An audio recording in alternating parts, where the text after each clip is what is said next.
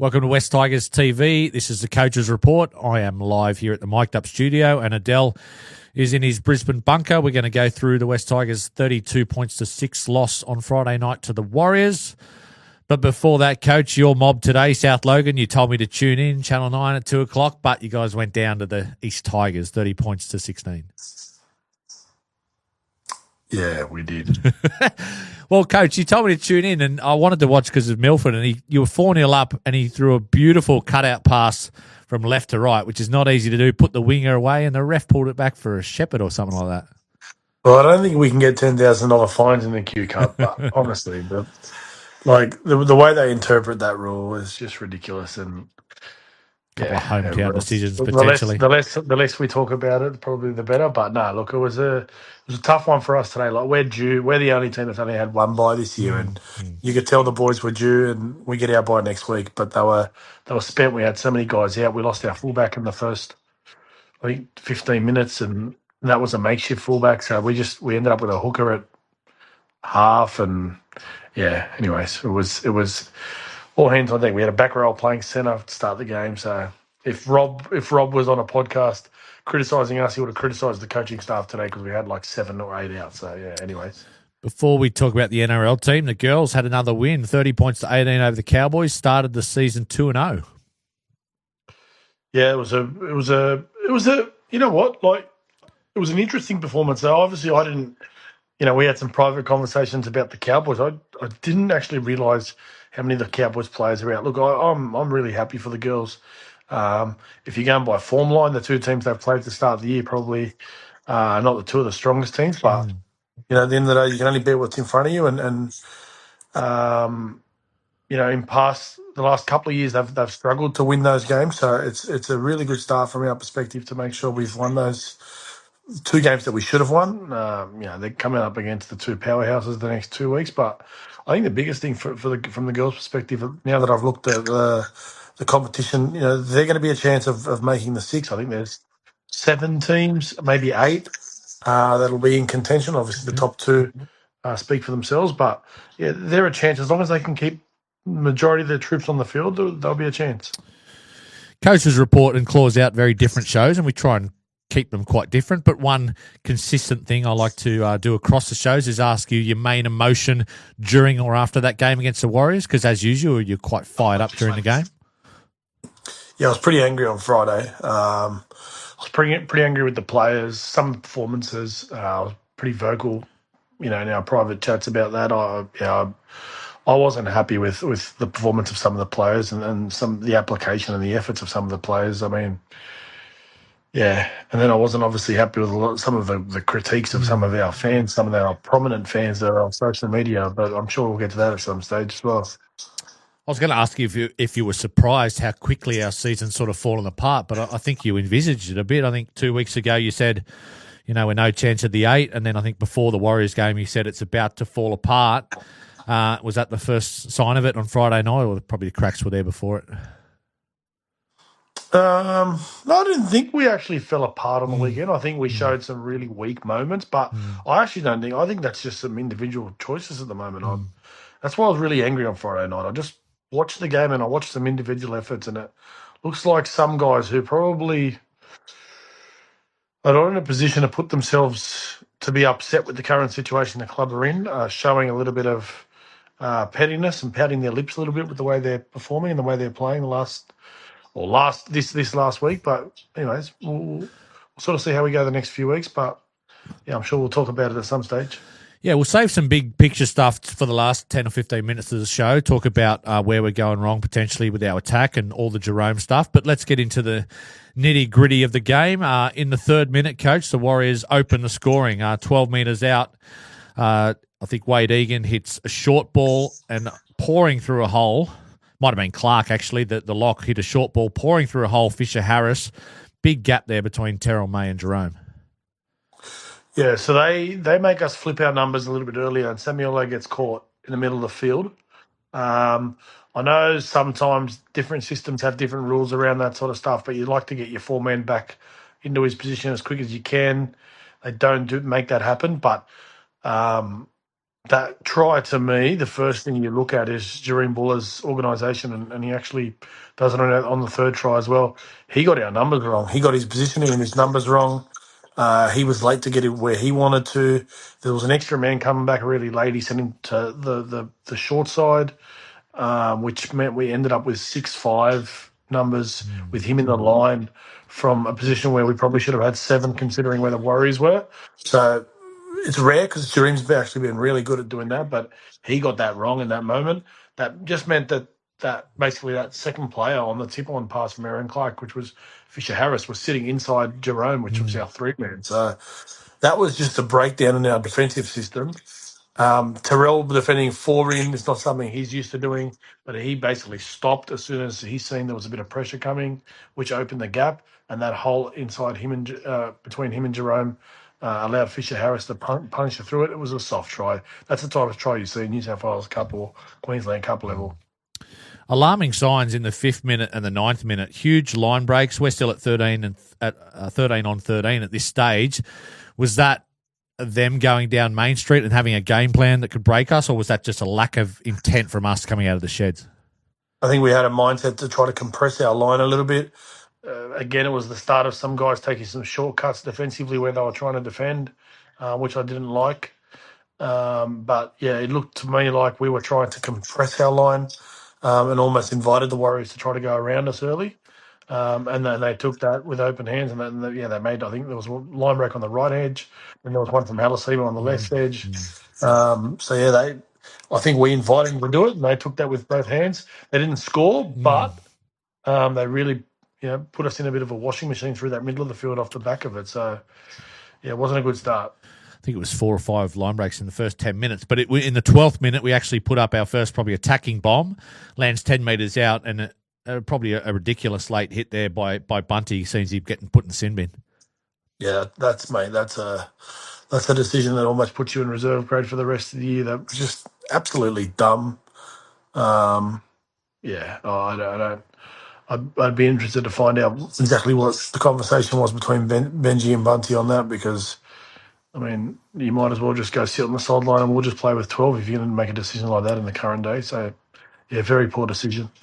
14th minute, the Warriors get their second try of the night against 12 men, just 4 metres out. They shift left. They strip of his numbers fairly easily. I think it's Pompey onto Calm Pereira, who scores in the corner. Yeah, so it's class from Wade Egan with his ball playing from dummy half. That's a common play that a lot of teams are running from the 40% of the field. So, again, split the field into percentages. When the player's on one side of the post, 40% of the field is the shorter side, 60% of the field is the wider side. A lot of teams run that play with their back row running sort of a lead line for the hooker, and they try to play out the back. The class of Egan's ball playing basically sells it, and we have to defend it the way we did. I am so disappointed with Adam's performance on the weekend. I'm so disappointed with his effort. If you watch that, he basically doesn't double defend Alex Twal, who's inside him, ends up looking to go and help Jareem on the double defense on that, whether they would have scored or not. But it just showed me where Adam's effort was on the weekend, and it wasn't there. It's funny because, I mean, Rob, the two Robs mentioned that as well. And during the game in our chat, there was a lot of talk about Adam. Was it more so the body language or some of the habits in the game, or off the ball stuff that you saw that you didn't love? It was everything off the ball. There was no second efforts. I think he was playing. Every effort came when there was an opportunity for him to play. I'm having a red hot crack here because I watched it very, very carefully. And it was just some of the little things earlier. But it's something Adam's done in the past as well. And these are the sort of traits that he had years ago, which he was criticised about. And we haven't seen it for a long time. We've seen it on the Friday night, which is very, very worrying and very disappointing from my end. From the kickoff, I think they shift straight away, and Calm Pereira goes through again, but it's not till the 5th tackle they score. It's a basic shift. We look a little bit all over the place, and I think it's Leota, a lovely ball. Oh, he scores a try off a lovely ball from Tiamari Martin. Yeah, Leah Tower, the right centre for the Warriors. Scores once again. Jareem is very good at doing numbers.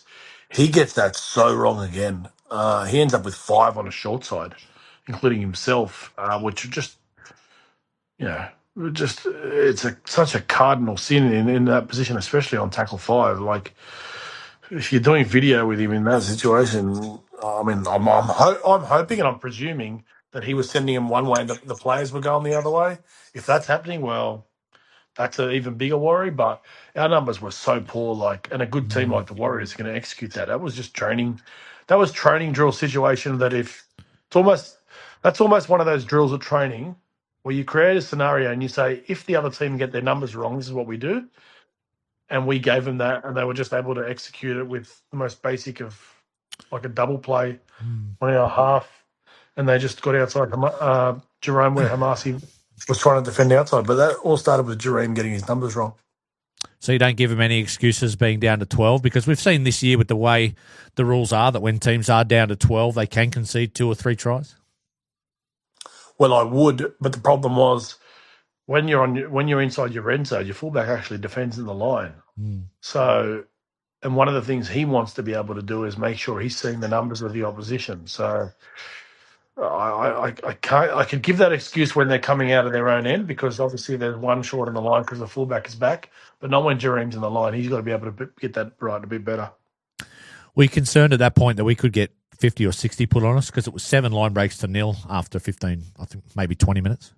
Well, previously we've shown that can happen. So, yes, absolutely. But that's where I think we've got to give them a little bit of credit for that turnaround, and their efforts were probably a little bit better.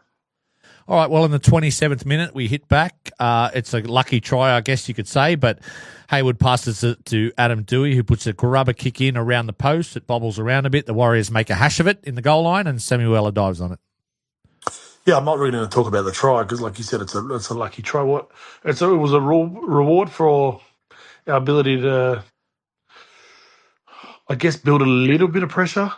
We went for a big period of the game there where we started to actually complete sets. We started to do the things you could tell that we wanted to do. I think it definitely coincided with Jared Hayward coming on. He didn't try. He got us playing on the front foot, which created a little bit of ruck speed for us to play off the back of it. I think, which gave us a little bit of good ball opportunities. Just seeing if the Storm can score here. Tell me the Storm are going to win, please. Is it still 18-all? It's still 18-all, and they just got tackled 1 metre out, should I call it? Meanie out of dummy half, and he scores. There you go. How long to go? A couple of minutes, hopefully. 1 minute. I haven't got a bet on, by the way, but anyway. Jared Hayward, what was the most impressive part of his game? Because I can't analyse the game half as well as you could, but it reminded me in a different way, a very different way, to Robbie Farah's debut in 2003. I was excited watching him. The most impressive thing for me was how comfortable he looked, and he didn't look gassed. I mean, he played massive minutes. You see those young kids come on, and because of the fact that they're young, they've never played first grade, they haven't played much cup, so they haven't played much senior football, you sort of get gassed very, very quickly. He looked so comfortable out there. So that's the first part where I sit there and go, well, he belongs there. He'll play first grade for the rest of the year. Off the back of that, even if Uppy comes back, I think he'll be our secondary 9. I think Benji just needed to see that out of him. But his ability to manipulate the markers was something that stood out for me. It was Uppy-like, I guess you can say. What we know about Jared as well is he's got a bit of a running game. I mean, don't forget, Jared is a half. He played half through the schoolboy system as well for the Paddies at Blacktown. So he's, again, similar to Robbie in that sense that Robbie's did that as well, played in the halves all the way through, which I think can help hookers to become better hookers when they play at the higher level. So, yeah, just so many positives. But we talked about Jared, I mean, for the last 12 to 18 months. I mean, there was a reason why from the club's angle they let Talon De Silva go, because I think for the type of football we play, I think Jared was going to be a better prospect for us moving forward. So it's one game, it's one sample, but yeah, so many positives, especially the fact that he was able to just handle it with comfort. I heard the boys talking about defensively. I actually don't think I think he handled the defence really well. Every time he got isolated, I think he absorbed the contact well, which yes means you give away ground, but that's what you're supposed to do when you get isolated. I think it was our middles let him down, because that's what our middles have looked like in the past few weeks. I want to go a step back. I've probably, as much as we talk about Jared made an impact, I think Fanua Pole was a big reason for that as well. When he came on, A lot of that ruck speed and playing on the front foot but come off the back of some of his carries. So we've got to give him credit I as think a well. couple of the boys gave him their man of the match. But just on Jared, before Appy comes back, would you consider starting him, or is that a little bit unfair given he's only just debuted in the NRL? Because I imagine it wouldn't have been the plan to play him that long on Friday night, but he helped us shift the momentum, and Benji would have, on the run, I assume, said, let's keep going with Jared. Well, I don't think starting. I don't. I'm a believer that starting is not the key. It's about minutes. So if you're going to play him for 60 minutes or 55, 60 minutes, well, what you want to do is you don't want to lose two interchanges. So you can start him, take him off, bring him back on, but then all of a sudden you've lost two interchanges. So just he's shown that he can do somewhat of a job, and a pretty admirable one as it is. It's full time, by the way, 22 to 18, Melbourne. So what you're definitely doing is you're starting just as bringing Jared on and basically letting him play as long as he can for the rest of the game. Only if you need to make a second change, you'll make that. So it doesn't matter if he starts or not. I don't think that makes a difference. And crystal balling for 2027, is he the sort of player that regularly will play 20, 25 minutes off the bench to relieve Appy? Yeah, I think they'll share that role. I think there'll even be times where potentially he'll come off the bench, maybe. We've seen a little bit Canberra. I think Canberra have handled it pretty well with Owen Paddy, where the start of this year he played a lot of New South Wales Cup. But they'll know off the back of what preseason looks like, and they'll make a decision after that. But yeah, he's a first grader. Whilst we're on positives, just the try scorer there, Samuela. It was great to see his return. What did you make of his first up effort back from a spell? Well, you can't buy class in this competition, and him and Jerome to me are the class above of everybody else on the field when they're connecting and they're playing together. So, yeah, Samuela's a big in for us. I unlike other people, I don't think Benji actually come out and said that he would come off because he was on a minutes restriction, which makes sense to me. So I think he's okay, and I think he'll be good to go next week. So, yeah, he's a wonderful. I mean, he's what Hamoli Olakuatu was at a similar age. Okay. Like very, very similar traits to what they do. So yeah, so you're saying excited to see what he can be. You're saying he's priority A, B, and C at the moment in terms of re-signings. Oh, I mean, I think that's what this whole Jerome thing is all about. And to answer, I don't know whether you're going to ask me the same question, but if they do take the captaincy off Jerome, I'm giving it to Samuela. Okay, we will get into that a little bit later. Last 10 minutes before half-time, Coach, we press them a couple of times. We go close, or we have a lot of good ball territory, but we don't get across the line. Has that been a symptom of our last month of football? Yeah, and I've paid attention to this over the last few weeks because I have seen the boys comment about it. I've seen our mate NB or whatever his name is on Twitter talk about our red zone. I don't think it's our red zone. I think some brain dead stuff that we do. I think it's inside our 10. I don't think it's what we do from 8-9 meters out. I think we can actually attack well from there. I think two of the things that we don't do really well are we don't play the ball quickly inside the 10, and sometimes our forwards, and I don't know why they do it. I don't know whether it's stats, and I'm going to be a little bit nasty tonight. I just think sometimes some of them sort of try to pad their own stats, but they're 10 metres out. They want to fight for 3, 4, 5 metres. The opposition actually want you to do that. And then that slows the ruck. Their line gets set. And we're playing the ball 3, 4 metres out from their line every single time.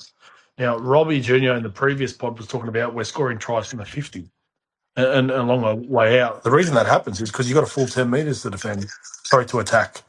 When you are playing the ball inside of 5, you don't have that much space. That's the area of the field we're struggling. I don't think we're struggling when the play the ball is 10 to 20 metres out. I think we're having good shots at the opposition. We're not executing as well as we should, but our shape and our attack actually looks really good. It's when the play the ball is really deep, close to their line. We have no idea how to play that. And even when we try to turn someone in and lay the ball to a particular point, our players are not getting quick enough play the balls for us to play. Is that when you talk about forwards not getting quick enough play the balls? Is that like an individual's technique that they'd work on in terms of wrestling or getting up? Because I remember guys like Aaron Woods, they could punch out huge meters, but you might get a 5 or 6 second play the ball and him ending up on his back. Yeah, and Terrell's very similar. They both actually carry the ball very similar in how Woods used to do it. Yeah, Terrell turns his body, stands, keeps his legs really wide open so he doesn't get taken to ground. I'm of the theory is lower your lower your body height, make your body compact, try to find your front because the referee will reward you and you can actually play the ball a little bit quicker. Our boys don't do that. And again, that's on the coaches, that's on the players. Everyone's got their own way of doing things, everyone's got their own system. But to me, it's almost try to play the ball between 9 to 11 metres out is where you want to be. So you get a full amount of space to attack. Try to find your front, lower your body. They very rarely call surrender tackles close to the tot. You're attacking 20. Try to find your front, get a quick play the ball, and let's play off the back of it. But it's not what we do. Our play the balls inside the 10 are so slow. Is there a good example in the modern day of a player who can do that? Because I'm just thinking back to our '05 team. I thought Todd Payton was the best of all time at almost just hitting the ground, almost surrender tackling. I guess it was easier back then, maybe under the rules, to just hit the ground and get up and get that quick play the ball. Yeah, Google a guy. You might know who he is. He plays for the South Sydney Rabbitohs. He's their number 13. His name is Cameron Murray. He does it better than everybody else. He basically, when he gets into contact, he'll use his footwork a little bit, come off his left or come off his right to find a little bit of space between the defenders. And then he lowers his head and his body really low and he just tries to find his front. And he ends up basically flat with his elbows and his knees, just playing the ball. I'm going to give you some sort of a demonstration. And the referees are calling players to get up, and he gets the quickest play the ball you'll ever see. Last 3 weeks, I mentioned that the boys on clause out, 6 points, 10 points, 6 points. So we're just really in a hole in terms of our attack. Did you see anything different structurally on Friday night? There were at least more offloads. There were 16 offloads compared to 3 against St George, or was it more of the same? I thought we attacked better, but we just didn't have that polish on the back of it. There were some moments there where we got some things. I think we got into the spots we wanted to have, but you need some luck. You need some confidence and some luck in what you do. I mean, I'll give you an example. And a lot of people criticised him for this. The second tackle kick from Jerome. When he comes back cross field, right? When you say a lot of people, you mean Cooper Cronk on the commentary?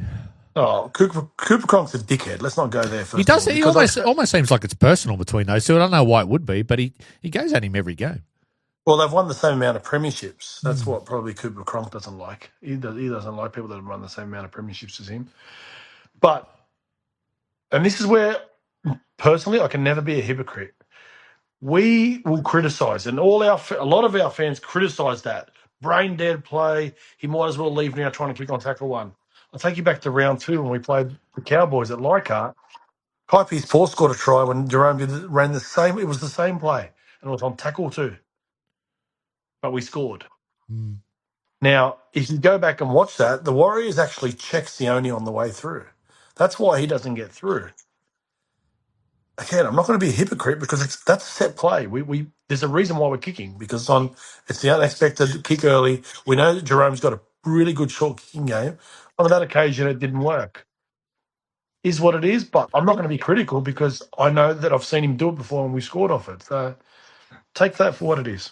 You're quite critical of Adam's game. That I guess that combination, I don't know if it's unfair to say it hasn't worked, but at least in the 4 or 5 games they've started together, Adam or Jerome, I don't think we've had many wins. Is that a combination of the fact our edges maybe have been decimated a little bit or the players around them, or do you think they're not gelling quite as a combination as they could? It's a hard one, mate. I'm not critical of Adam's game. I'm critical of Adam's effort on the weekend. I've watched Adam play for a long time. I've watched us as a club for so long. And he's someone that's been at our club for, obviously as soon as he come back from South and, he had those injuries. He's had a lot of those injuries. But I've watched him play. And I remember when Adam used to play basically on the field for himself. Do you reckon you've seen any of that the last 18 months? Like he's probably been one of our best players this year. No, I haven't seen that. On Friday night, I've seen it all over again. I watched him very carefully. There was the try in the second half where I can't remember who the player is. They put up a bomb. He doesn't even bother to go back. I mean, you're a half. You're supposed to be going back and helping for crumbs and all that sort of stuff. So yeah, mate, I'm someone who believes habits and efforts are the key on how you judge people. And we knocked on Jerome's door this week and told him to leave, mate. Yeah, it's a hard one for me at the moment because I'm pretty pissed off. I want to see how he performs this week against Canterbury first, then we'll discuss him. Okay, second half. Again, I think it was really early in the second half. Luai hits, I thought it was a great ball to Makasini. There was a little bit of a debate about it, but that could have been 14-12 and we would have had all the momentum, but Makasini drops it. Was that his fault, not being quite the right spot? That, mate, again, I'm not going to judge Hamasi. I mean, yeah, absolutely. The play was too good from Jerome. He basically sold it so that the winger of the Warriors turns out, the centre turns in, and it creates the gap. That's the sort of ball playing that you want to see from your marquee man, and he nails it perfectly. But Hamasi's still being raw and understanding. Hamasi's always been the guy that likes the ball in his hands, and then he'll sort of create off the back of it. He's not someone that necessarily hits holes very well with confidence, but that's something that he'll develop. So again, I'm not going to be critical of him because I still want to see him develop. But yes, if he hits that with speed and he accelerates as the pass is thrown, he scores untouched. Very tough for a rookie in a losing team, let alone a losing club. But I think Rob wanted me to ask you about Makasini because he's seen some good signs the past couple of weeks. I don't know if it's in terms of just his overall game or understanding or just his consistent effort. Have you been impressed? Yeah, absolutely. I have. I mean, he's an 18-year-old kid playing first grade. He shouldn't be in this position, but look at the club we are. I mean, it's. I try to keep my calm and not get frustrated with fans because fans are fans and they're allowed to have their opinion. And it's just like people are saying he should be in New South Wales Cup. He needs a break. Well, who are you going to put in? He's still better than everyone we've got. I know people talk about Solomon Sirakuru. There's first of all, there's two parts of rugby league. You've got to attack, you've got to be able to defend. That's one part. And unfortunately, Security doesn't have that. At the moment, he may develop it, but his defensive efforts, especially at New South Wales Cup level, are unacceptable. So if he did it at first grade level, I worry to think how he'd go. He's still our best option. It does not matter what he does. I don't judge young kids. I never have when it comes to playing first grade. So yeah, he's been impressive to me because he's been able to battle through it, especially when he's been banged up at times. 50th minute, you could probably say the Warriors sealed the game, even though it's only 20 points to 6. But the way we've been attacking the past month, it was 5 metres out from the right post. They shift left. I think Adam rushes up, doesn't wrap up the ball. They put a rainbow pass over the top to Carl Pereira, who scores in the corner, and a bit of carry on from him afterwards as well. Yeah, please, Carl Pereira, mate. Wait till he come up against a good team. He'll get dropped as quick as he can because he can't defend. The carry on from a winger just putting the ball down. But anyways, we won't go there. I mean, I'm not bitter at all after that game on Friday night. Look, yeah, our defence, that's Adam though. Adam does that. And so I'm not going to be critical of him there because that's always how he defends. He likes to solve it sort of with aggression, which is not a bad thing. But it's also what opposition teams can pinpoint when they do their preview of us is they know that anytime that numbers are stripped, he's going to come off his line and he's going to try to solve it on his own. And if you're good enough and you're able to beat that tackle, well, there's a chance you'll be able to score, and that's what they did. 53rd minute, rubbing salt into the wound. This is the last try we'll look at tonight, but it was a drop ball from Jareem, which he said to me that every fullback drops one or two throughout the year, and I think Wade Egan cruises over, not much defence covering on the inside there. Yeah, again, I mean, Jareem's got to catch that. Absolutely no doubt about it. Yes, every fullback drops the ball, but every fullback's job is to catch the ball. So, you've got to get to a stage in your career where you're catching 95 to 100% of those as much as you can throughout the year. But the concern, as you said, is, and that was the one I was critical of Adam before because he's the right half. He's actually supposed to be one of the guys, along with, I think it was Latu, who was playing right centre. They're supposed to be back. Adam didn't chase back at all, but it's the fact that they could pick up the ball and away Egan could then run 25 metres untouched. They're the worrying signs for me. It's the lack of jerseys in the picture in that situation to stop the try. No matter whether they scored after it, it just became too easy.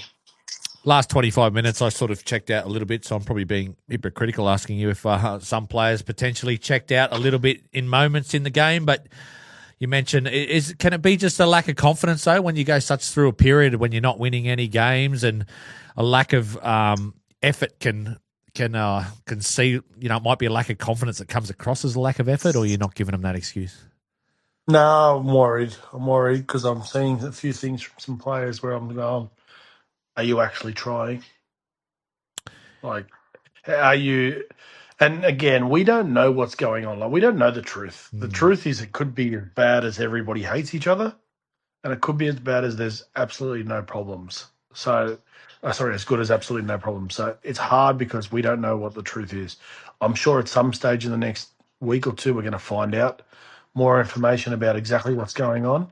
But there was moments in that game where there was some guys in that team who it looked like they weren't even trying, and whether that was consciously or subconsciously, I don't know. But yeah, there were some worrying signs for me.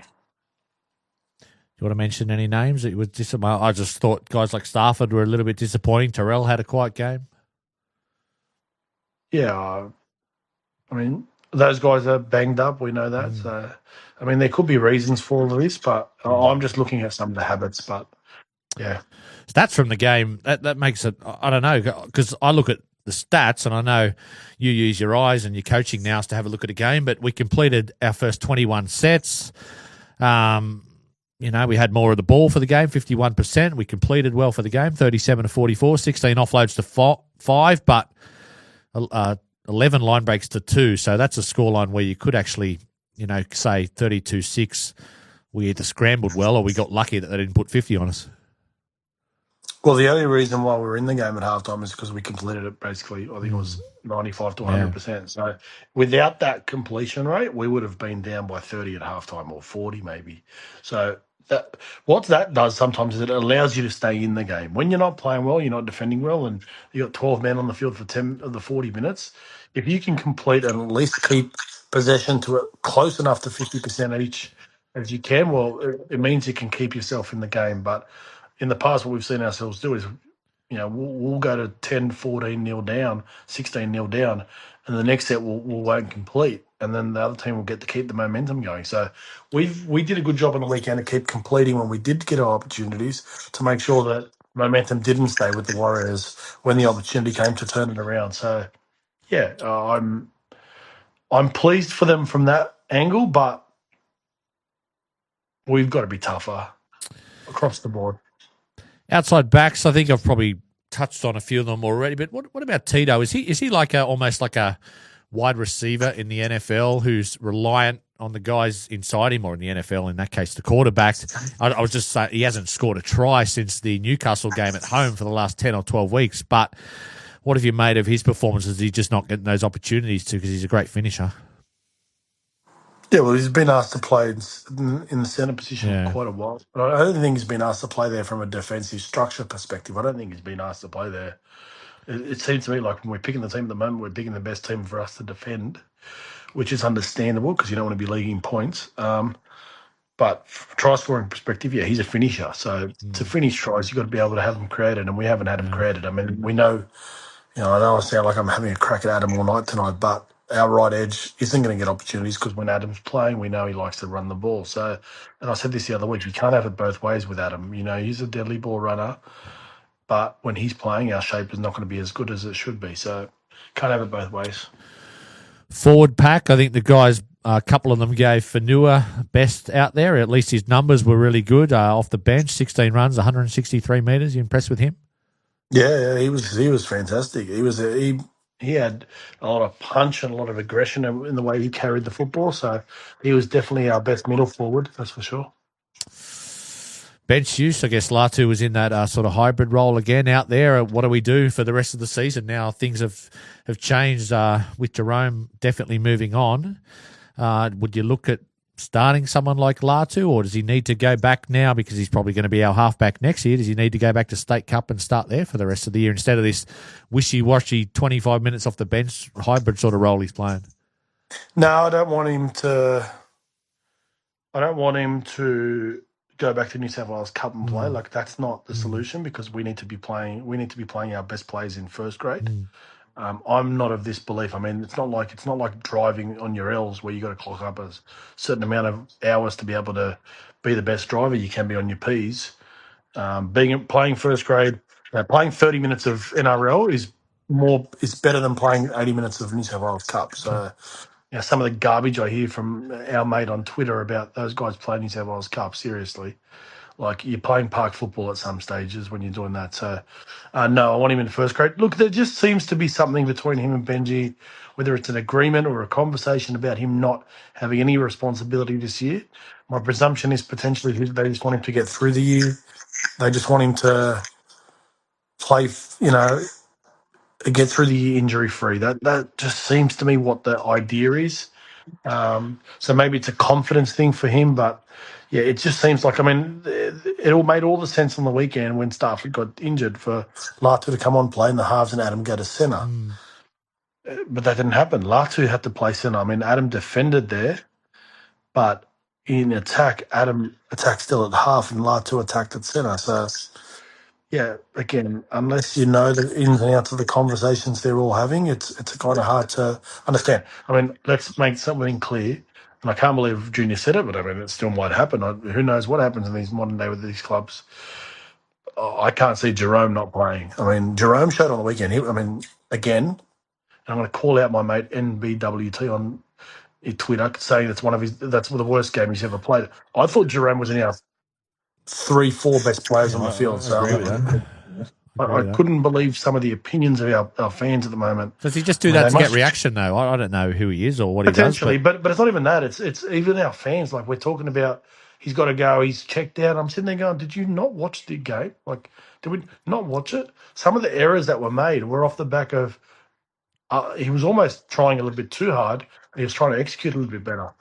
Anyway, so the guys at the game, I think Rob and Gary said he was one of the few guys, Luai, that was actually trying to fire some players up off the ball or after we scored and stuff like that. So I guess don't see that if you're sitting on your lounge. But let's talk about I don't know if you're a meat pie eater, Coach. I'm going to ask you a stupid question now, but I want you to pretend. I want you to pretend you've got a Garlo's pie in front of you. I want you to divide it up into 3 and tell me what portion of the pie would you assert blame, coaches, players, and injuries in terms of our season falling apart? Injuries definitely. That would be, I'd say, 70% of it. And then you just split the other between the coaches and the players because, they always got to take accountability. But if we had a good injury season and we didn't lose the amount of players we lost, I don't mean this with disrespect, but it's incredible we always lose our good players. We're cursed, Coach. I've said that a couple of times and I get accused of being negative. I think we are. And I don't want to name names, but there's other guys who are just never injured. And you sit there and go, why? Like, I don't mean it like that. Like, I don't want anyone injured, but why is it always our best players injured or suspended? Yeah, someone's got to break that curse. It's like the Boston Red Sox. Someone put a curse on us 15 years ago or something. But Dallas Cowboys. Yeah, exactly. But Bulldogs next week.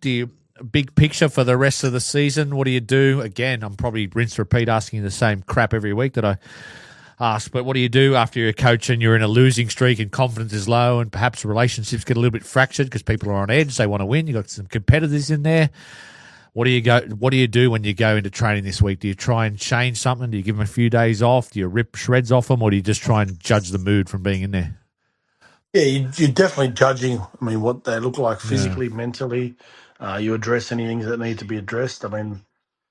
There obviously looks like there needs to be a few things that need to be addressed, but what you want to do is try to not look like, as much as we start to feel like the season's gone, you can't let the players get the sense that you're feeling that as a coach. So the coaches need to be applying themselves at 100%, same intensity that they have been all year, and that's the key. That's going to be their job and their responsibility because players can sense anything. Players naturally, and I mean this respectfully, the moment you give them an opportunity to take a shortcut, especially when they're going bad, they're going to take that. So if they get the sense from you that you've dropped off 20, 30%, they're going to drop off 60, 70%. So we've got to be, as coaches, turning up with the right mentality, the right attitude to lead the players into what needs to be another important week for us.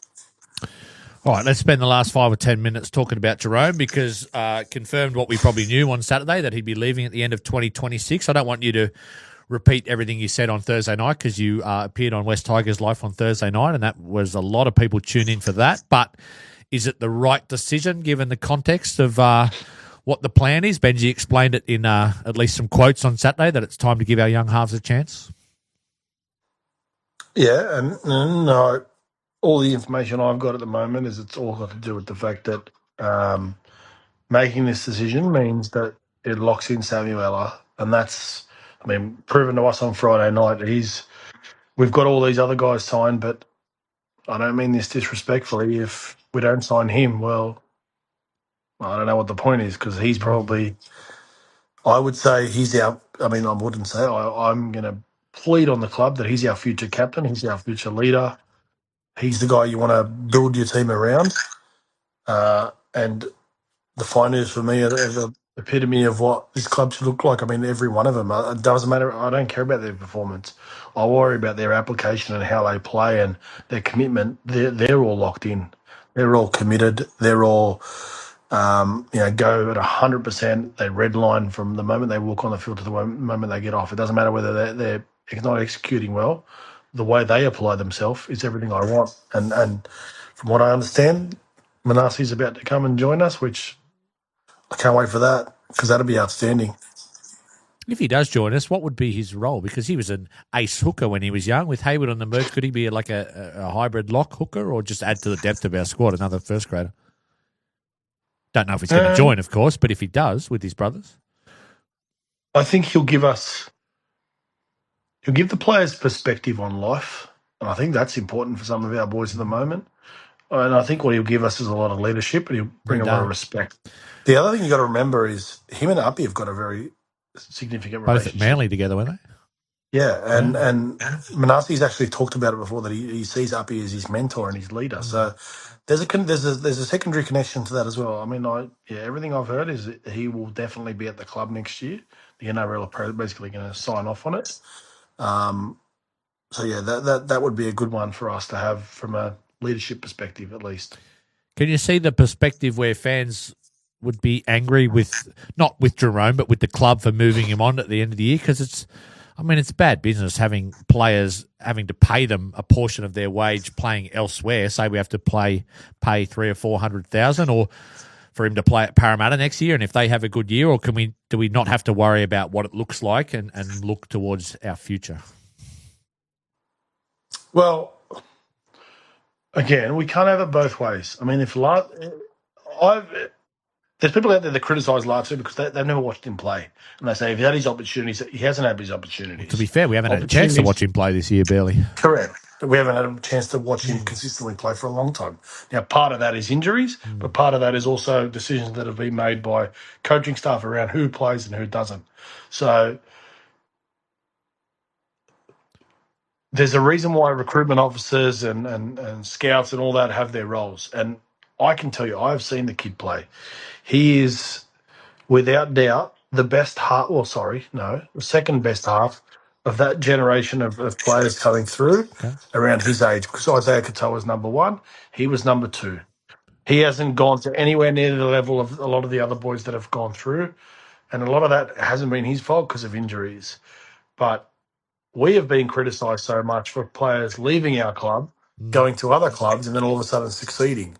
Here we have a moment where we've decided as a club to make a really tough decision. And I've talked about this before, and it's a decision that's going to be controversial. Now, I can get why Jerome's upset about it because Jerome's a proud man, it seems like to me. I don't know the guy, but it seems like a proud man. Now, I don't think there's no loser in all this because truth is, we're still the club that hasn't made the final for 15 years. So our credibility is still low. And Jerome's won 4 titles, 4 premierships. And his current club, unless they win this year, hasn't won a title without him. So I just think it's one of those things where we've made the decision, it's time to move on, get through the season, and we just go again next year.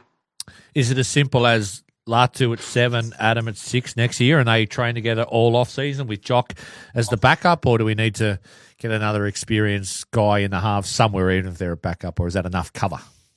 Because you got Javon Andrews, but he's very young. Do you want to know what I'd do? Yes, I do. That's why you're on the show, Coach. I would move Adam on as well.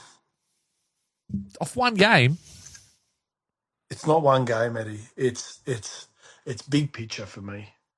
I just think there's certain things at our club we need to move, and uh, it's just my hunch. I want, and maybe, or he plays another position, but I don't think Adam wants to play another position. It for me, it's because it doesn't suit attack wise what I'd want our attack to look like. But what on earth would That's our the reason.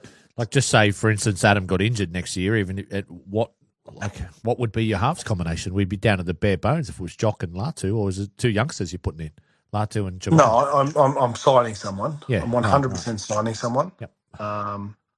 And I think there would be an opportunity to sign a couple of people that I experienced half, or do they have to be experienced? Or yes. I mean, you're either going with that or you're just rolling the dice. Yep. You're absolutely putting your faith in the two young kids.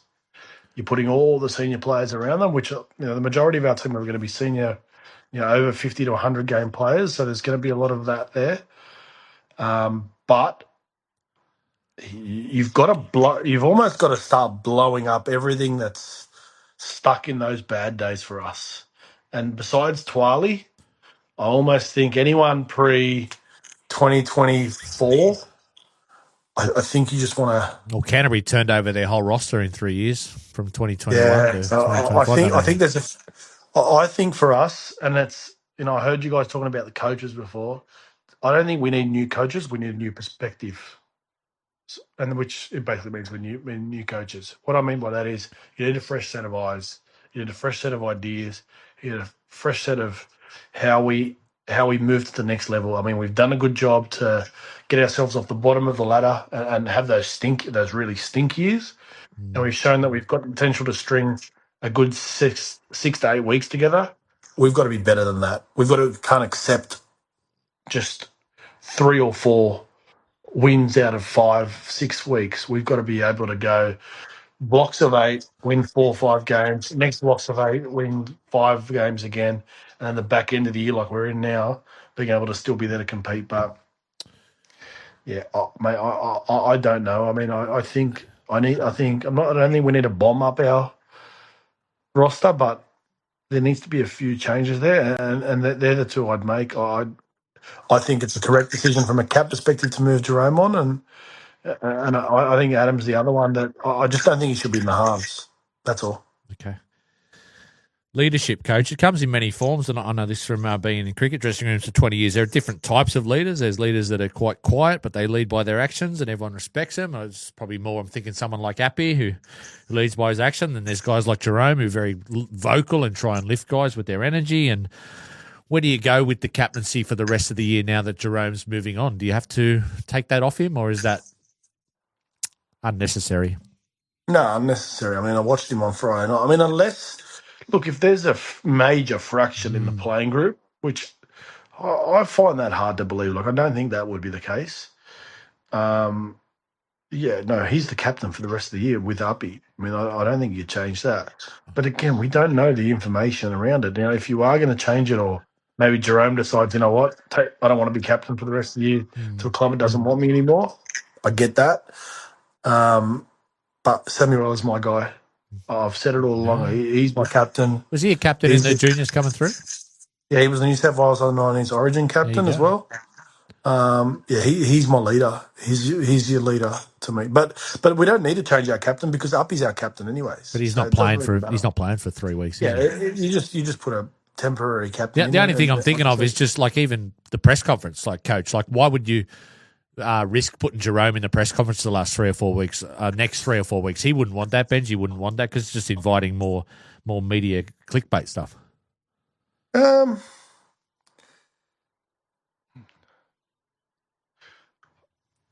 You'd like to think Jerome is experienced enough to handle that. He's been around the game for a long time. He's been through the major ups throughout his career at Penrith, and now he's got to handle the downs. I think as time goes for the rest of this year, he should be able to handle it. I mean, he's going to have to answer these questions at some stage. Once he answers them once, that's it. What are they going to do? Repeat the same questions? You just straight bat him like you normally do. How do you view his time as at our club overall? Because I said on clause out, the media is going to paint it as a failure, which is probably fair because he came here and said, Richo, I'm all about rings. And 2 years into his 5-year deal, he's out the door and we're not going to make the finals. But you've also got to look at the context of the fact we're 3-time wooden spooners and we've got well off the bottom of the ladder. I say well, but we're a much better side the last 2 years than we were those previous years. But is it somewhere between a success and a failure?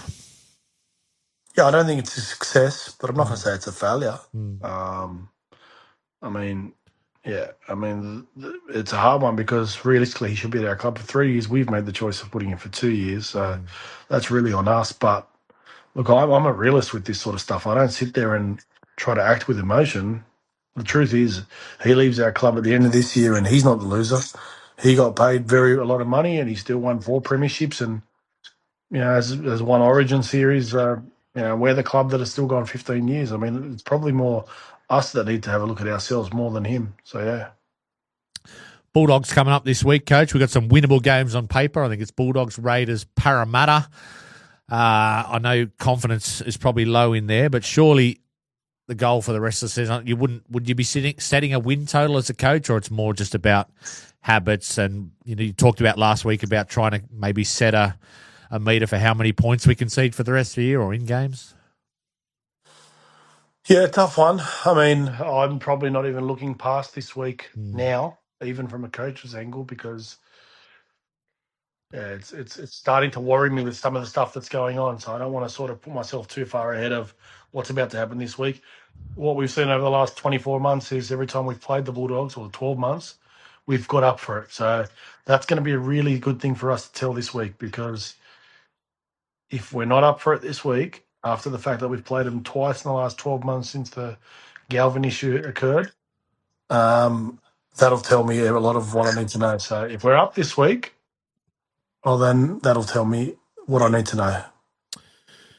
What about Origin 3, Coach, before you go? Because we last time we were on, we probably thought we rinsed Laurie Daly, and maybe that was fair because his coaching record isn't great, but they went up there and won the decider. Was that any coaching masterstroke, or it was just the players deciding enough's enough and the best player in the game, Nathan Cleary and Payne Haas, stepping up and going, we're better than these blokes, and they dominated? I think New South Wales took advantage of possession. I mean, what we've come to learn, it looks like, is New South Wales enjoy the no pressure of coming to Suncorp because 3 in a row there, or 4 out of 6, yeah, three in a row there. Controversially, I know a lot of New South Wales fans not going to like this. I thought Ashley Klein played a big impact in that game. Not just decisions, just the way the game was refereed, but yeah. Good luck to them. I reckon Queensland were completely lost being total favourites because they just thrive on the underdogs and everyone's against us. I reckon they just looked completely like they shit themselves for the game. I don't know about shit themselves. I just think sometimes when I watch Queensland, they're a little bit disconnected.